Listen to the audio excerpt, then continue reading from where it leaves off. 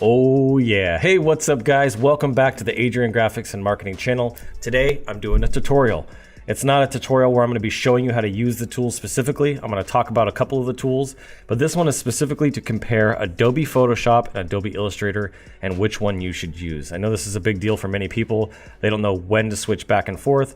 Why use Illustrator? Why use Photoshop? So before we jump into my screen share real quick, I want to talk about that and explain the differences face to face here, and then we'll jump in and I'll show you firsthand.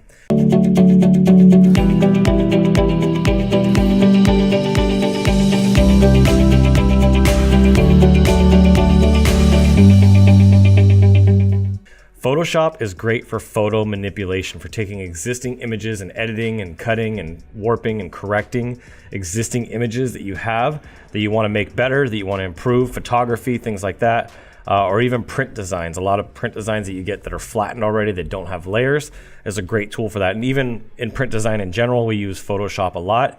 If it's multiple pages, you're gonna wanna watch or use InDesign, which is a completely different program and another tutorial for another day. But Photoshop is really great if you're creating a brochure or a business card, things like that. Adobe Illustrator is great if you want to take images and use them on large format things like billboards, signs, trade show displays, anything that you want to be crystal clear and crisp.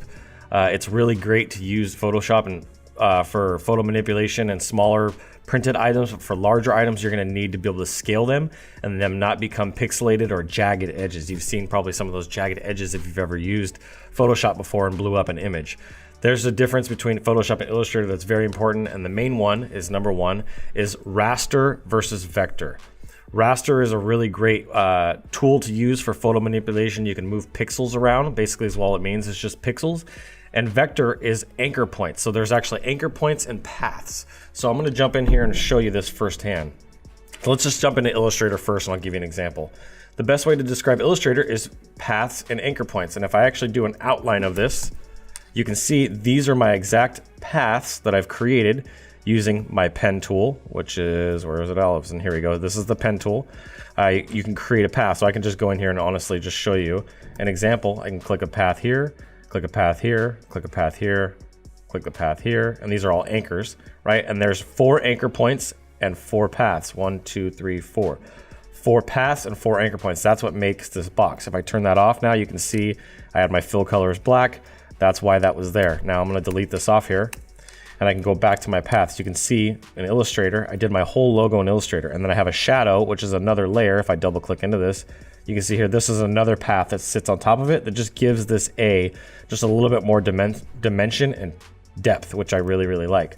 So you can do things like that, very simple and clean gradients and layers on top of layers to give it the different depth and dimension. I could actually have put a gradient on this if I wanted to.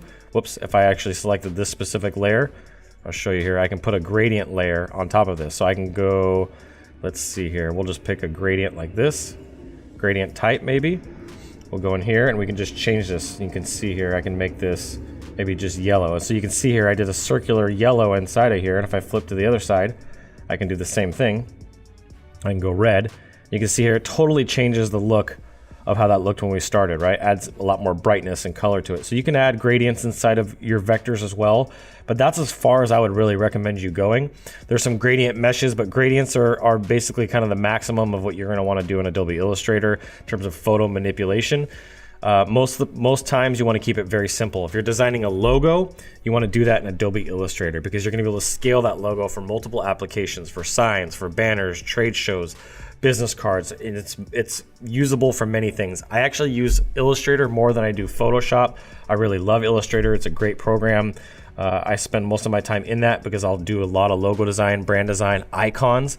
You'll see a lot of companies that are using icons in their graphics now. What I'll do is I work back and forth between the two, which we're going to talk about here in a minute, but I want to jump over to Photoshop and just show you the clear difference. So let's just open up another file. Here's one from my Project Grow show. You may have seen the last episode of Matt Bedreau. This is, and don't get on me here if you're a designer and you're looking at my file structure here. Most times I take the time to layer and name all my files, but sometimes I don't. And this is one of those. I created some groups, but I didn't name them. I think I named 1 or 2 of them, but I kept everything pretty much unorganized, which is not good. I don't recommend that. but I just was running low on time. So if you look at Photoshop here, and I take this image, I was able to cut the background out of both myself and Matt. So you can see here's a really neat capability to be able to go in and actually change the look of the photo. I had a whole background of me at my office, and I had a photo of him at the office. You can see here's one of Axel that I dropped in here. So you can drop in photos, cut out backgrounds, do all kinds of really great things with Photoshop. But here's the problem. If I wanted to take this graphic here for some reason and blow it up on a billboard or something large, like a huge TV screen at an event, as I scale this thing up and I go bigger and bigger and bigger, and I zoom in here, you're gonna start to see the pixels come to light. And so you can see here, 1, 2, 3. There's all these pixels, and they, depending on the kind of layout that you use when you're doing Photoshop, it could be 72 pixels per inch, it could be 300 pixels per inch. It's all about the resolution. So the more pixels per inch, the clearer it's going to be, the bigger you can make that image, but you got to be careful with doing that. So things become pixelated and very grainy and very jagged. You can see here as I blow this up, you can see it becomes jagged and grainy and blurry. That's a terrible look. But that's really the drawback that you have with Photoshop. Now here's a great thing that you can do. Is what I've done a lot is I can work and I can go back and forth. Now that I've taken this image, I can actually go over here and I can drag this image. I selected that layer. I can go over here to Adobe Illustrator, and if I want to put this on my banner, if it's a big enough image, I can just drop it in here. Boom. Look at that. Now I can actually print this door window. I think it was like 24-inch wide door graphic, and I could actually put this and print this. And this could be on my vinyl for my door or any graphics that I want to put, as long as it's big enough. This is a vector file. I made it large enough, so it shows me that that image that I used in here was a really high quality large image, and I didn't have to scale it down. But you can also go in here and scale it down if you want to. Boom. And see, I can do that as well. So you're able to drag back and forth between the two. I've done the same thing where I've taken like the shield from my Adrian Graphics logo, and I can go over here, I can copy it, Command C or Control C. I can go over to Photoshop and I can say, hey, I want my shield right in the middle. And I can drop my shield in here. I can make it, I can make it bigger if I want to, and I can hit enter, and it's gonna drop it in there nice and clean and clear in a vector format. I actually pasted it in. If you'll notice, I'll do that again. It gives you an option. You can do a smart object, which is gonna keep it kind of a vector image. It'll be referenced off of the Adobe Illustrator file, or I can just paste it as pixels, which is raster, as we talked about. So I can paste it in here as pixels, right? If I do it real quick, I wanna show you this as a smart object, and it's linked to Adobe Illustrator. Check this out. So if I go in here, let's just say, there it is. It's gonna take a second to link. Once that's linked up, if I actually go into Illustrator now, and let's just say I wanna take out something out of in here, and I do this by accident, and let's just say I take out, I'm gonna take out the 2007 in here. There we go, and it'll open up the smart object in Illustrator, and then I can edit this one. This is where it'll work. Sorry for the technical issue there. There we go, let's just take out a couple things just so you can see an example. Let's just get this, come on, completely out of here. It's taking me a minute to isolate all these objects here. There we go. Okay, so we got that out of there, right? So we're gonna save this now.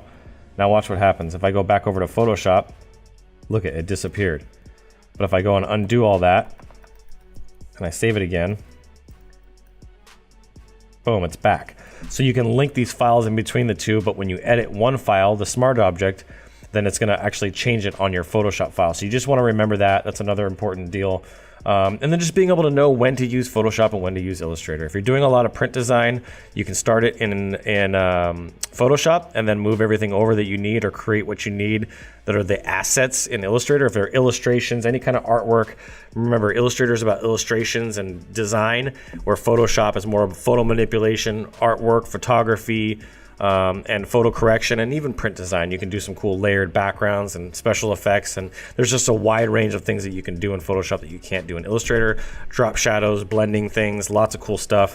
And you'll notice here that the color palettes are very, very similar. So I know this is a long-winded explanation between Photoshop and Illustrator, but really it's vector versus raster.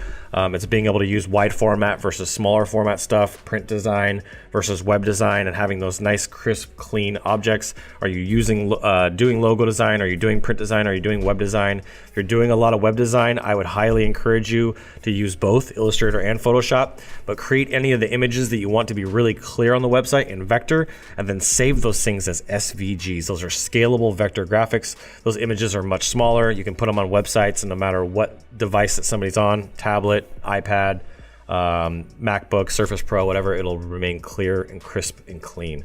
And that's what you want at the end of the day, is you want your stuff to look crisp, clean, and clear, and no rastered images that are blurry and jagged. So that's what I got for you today. Hope this helped you guys out.